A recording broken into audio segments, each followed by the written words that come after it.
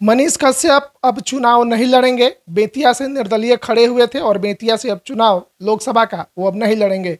कारण ये है कि अब बीजेपी को ज्वाइन कर चुके हैं, बीजेपी में शामिल हो चुके हैं, जिसके वजह से इस बार लोकसभा चुनाव वो नहीं लड़ेंगे।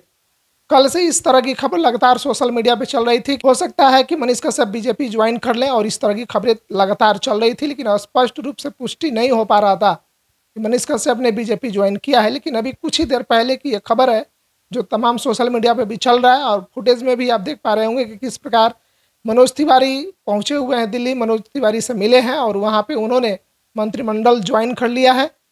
और उनके साथ में उनकी माताजी भी नजर आ रही हैं इस वीडियो में, और वहां पे उन्हें बीजेपी में शामिल कर लिया गया है। मनीष कश्यप बेतिया से लड़ रहे थे निर्दलीय चुनाव, और ऐसे में बीजेपी की सरदर्दी बढ़ चुकी थी कि अगर निर्दलीय वहां से लड़ते हैं तो उनका एक सीट वहां से कटने की संभावना थी। बीजेपी को लग रहा था कि अगर कहीं मनीष कश्यप वहां से निकल जाते हैं निर्दलीय तो हमारा सीट वहां से एक कट जाएगा। अंततः बीजेपी ने मनीष कश्यप को दिल्ली बुलाकर उन्हें अपने पार्टी में ज्वाइन कर लिया है, और वहां से उन्होंने ये कहा है कि इस बार का जो लोकसभा चुनाव है अब हम इस बार नहीं लड़ेंगे। अब सवाल ये उत्पन्न होता है कि जो लगातार कुछ दिनों से वो रैली कर रहे थे, लोगों से मिल रहे थे, जो लोगों से वादे कर रहे थे, उन वादों का अब क्या होगा। बिहार बदलने की बात कर रहे थे, लोगों की ज़रूरत की बात कर रहे थे, युवाओं की रोजगार की बात कर रहे थे, शिक्षा व्यवस्था की बात कर रहे थे, स्वास्थ्य सुधारने की बात कर रहे थे। जब चुनाव नहीं लड़ेंगे तो आखिर ये सारी चीज़ें वो करेंगे कैसे।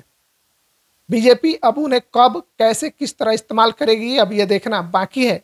लेकिन आप लोगों की कमेंट आप लोग इस पर ज़रूर कीजिएगा कि इस तरह का कदम उठाना मनीष कश्यप के लिए कितना सही और कितना गलत है।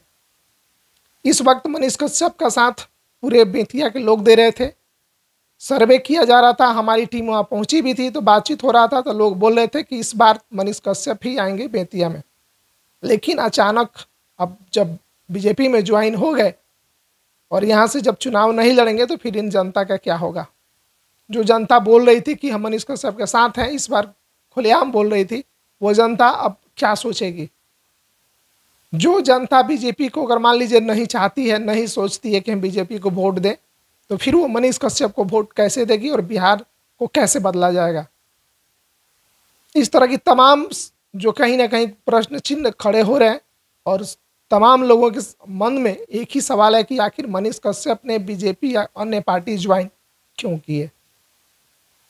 बीजेपी का भी कहना है कि हम हमारे पार्टी में शामिल हो चुके हैं, और जब समय आएगा जिस प्रकार से उस प्रकार से इन्हें कार्य दिया जाएगा, कार्यभार दिया जाएगा, और ये सेवा करेंगे लोगों की। बेतिया में चुनाव था, इसको लेके तमाम सरगर्मी बढ़ी हुई थी कि इस बार कौन होगा सांसद बेतिया का। बीजेपी को भी लगा था कि जिस प्रकार से लगातार यह रैली वहाँ पे कर रहे हैं, उस प्रकार से हो सकता है कि आने वाले समय में बीजेपी के लिए वो खतरा साबित हो सकते थे, जिसके लिए बीजेपी ने उन्हें सोचा कि यहाँ से इन्हें बुला लेते हैं अपने पार्टी में शामिल करके, यहाँ से इन्हें जो निर्दलीय चुनाव लड़ रहे हैं इन्हें मना करवा दिया जाता है कि आप अनाउंस कर दीजिए कि हम चुनाव नहीं लड़ेंगे, हम पीछे हट जाते हैं, ताकि बीजेपी का सीट क्लियर हो जाए। अब यह खबर जैसे चला है, विपक्षियों की सांसें रुक गई हैं कि अब भाई मनीष कश्यप बीजेपी ज्वाइन कर लिया है तो बड़ा खेला होगा। अब ये खेला इस बार होगा या विधानसभा चुनाव में होगा, ये देखना अभी बाकी है। सोशल मीडिया पर इस तरह की तमाम खबरें चल रही हैं कि मनीष कश्यप बीजेपी ज्वाइन कर लिए। लोगों के मन में जो सवाल थे, बिहार बदलना है, बिहार के लिए रोजगार की बात करना है, अब वो कैसे होगा।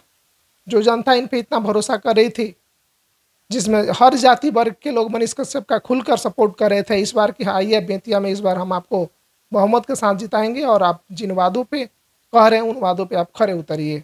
ऐसे में मनीष कश्यप का पीछे बैक लेना यह कितना सही है, कितना गलत है, ये आप कमेंट करके ज़रूर बताइएगा। बाकी इस तरह की तमाम खबरें भी सोशल मीडिया पे चल रहा है। कल से हो रहा था कि बीजेपी ज्वाइन करेंगे, लेकिन फाइनली अभी स्पष्ट हुआ है कि वो बीजेपी उन्होंने ज्वाइन कर लिया है। निर्दलीय लोकसभा चुनाव सांसद का जो लड़ने वाले थे वो अब नहीं लड़ेंगे। तमाम बेतिया के लोगों के उम्मीद पर पानी फेर दिए हैं फिलहाल के लिए। बाकी आप लोग क्या सोचते हैं उनके बारे में कमेंट करके आप अपनी राय ज़रूर बताइएगा। वीडियो के अंत तक बने रहने के लिए आप सभी का बहुत बहुत धन्यवाद। नमस्कार।